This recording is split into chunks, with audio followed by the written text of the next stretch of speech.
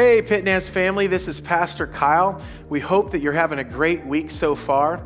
Hey, we wanted to update you on our service next Sunday, February 28th.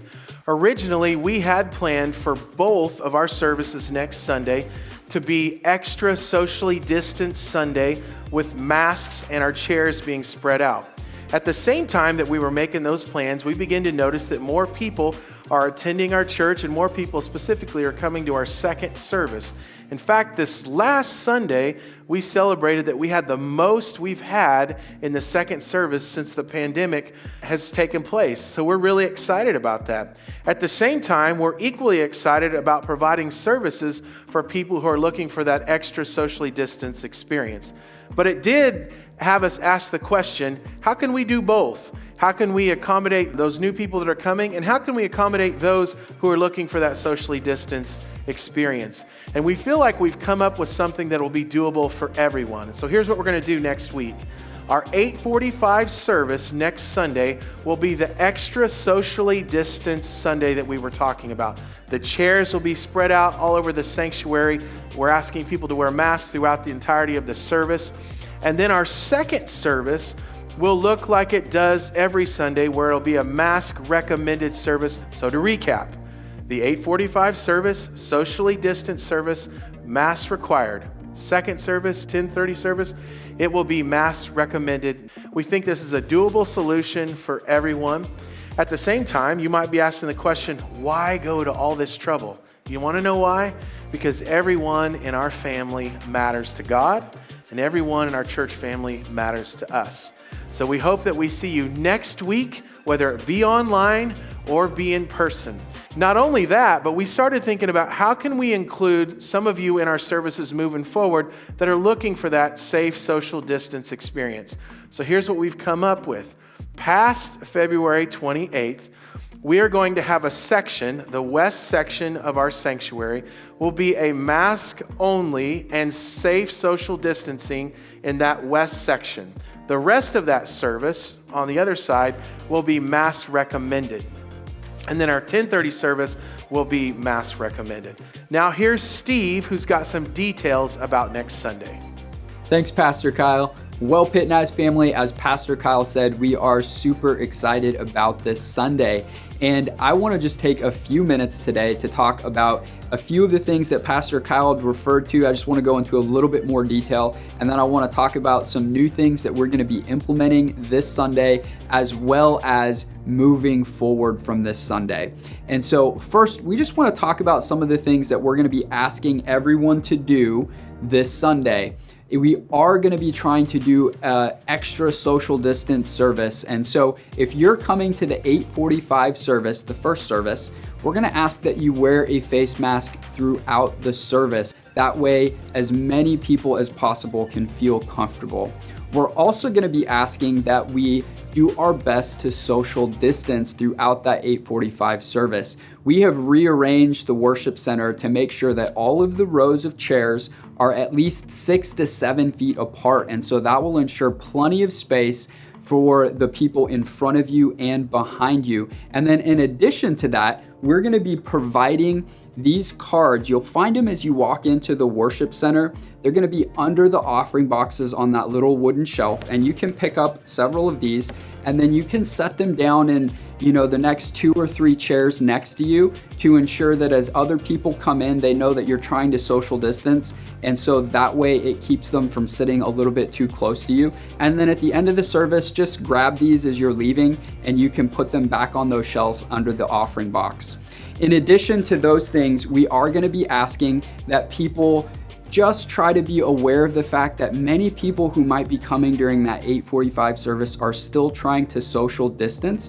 So if you see someone that you maybe haven't seen in a while, you might consider the fact that they are still trying to social distance. So maybe just do a wave or an air five or bump elbows. There's a lot of those things, but maybe refrain from going up and giving them a big hug unless you know that they're comfortable with that, because there are going to be people who come to that service who are still trying to social distance. And so we just wanted to ask you to consider that. And last, we just ask that you try not to congregate in the hallways or the doorways. That way people have plenty of space and room to come in and out of the building, and people will feel as comfortable as possible. Next, we're excited about some new things that we are going to be doing starting this Sunday.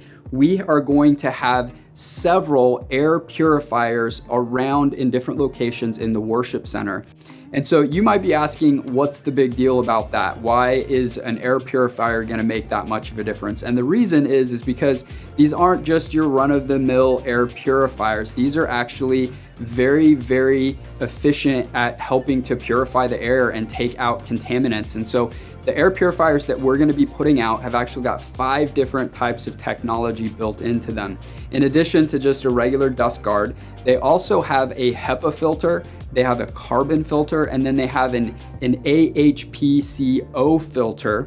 And so you might be asking what that is, and without going into too much detail in this video, we do have a link to the description of these air purifiers. So you are welcome to go out there, check them out, read all of the different information that's out there and all the different pieces of technology. But they have 3 different types of filters built into them to help filter out as much bacteria, viruses, mold, allergens, you name it. They are trying to pick up as much of those contaminants and to filter that out of the air. And so in addition to the different filters that we're using, they also have a UVGI light. And so that is an ultraviolet germicidal light. And really what that's doing is anything that makes it past those filters will pass in front of that UV light. And what the UV light does is it actually will deactivate and kill that bacteria or the germs, the viruses that are passing through the filters.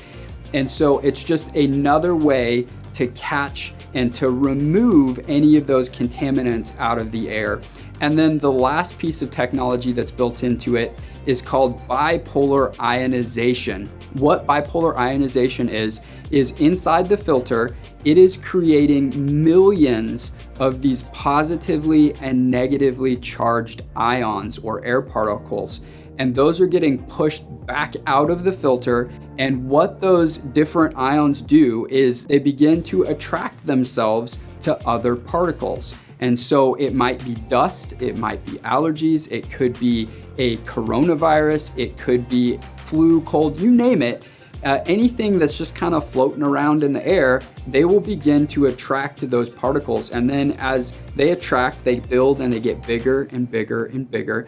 And then 2 things might happen. First, they might get picked up into the HVAC system, or they might get picked up in through the air purifier again. And as that passes through the air purifier, since those particles have gotten bigger, it's easier for the filters to then trap them and pull them out of the air. The last thing that could happen is as they get big and they get big enough, they will eventually just drop out of the air. And so they'll just fall to the floor, and then we don't have to worry about breathing them in. And so those are some pretty cool things. We are really excited about those. We've got 4 of those in the worship center, and there's gonna be 2 in the front and there's 2 in the back, and those will be running throughout the day. And so hopefully those will help.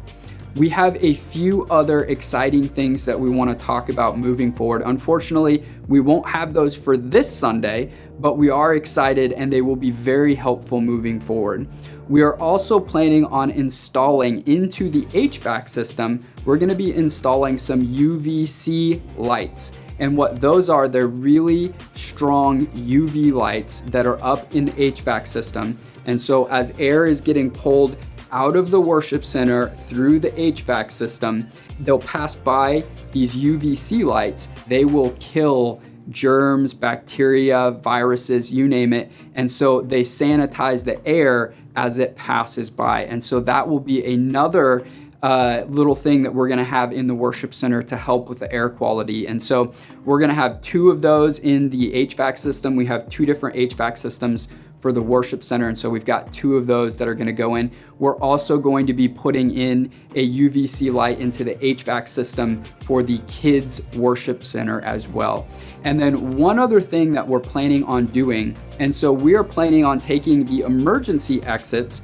As you're getting ready to exit out of the worship center, on either side, there's an emergency door. And if you go out there, you'll just walk right out into the grass in the front of the building. And so what we're planning on doing is putting in a path that will allow you to exit out those emergency exits and take you directly to the parking lot. So if you don't want to walk through the hallways or pass through maybe a conversation that is going on in a hallway, you'll be able to exit directly out of the worship center on either side, and there'll be a path there that you can take all the way to the parking lot, and that will take you to your car. And so, like I said before, we're really excited about all of the different things that we're doing and the potential that those have to not only keep us healthy, but to maybe open the door for people to be able to feel like they can come back to an in-person worship service, and we can once again be united as a church family. And that is so important. I know we are all looking forward to that. And so hopefully this information has helped you.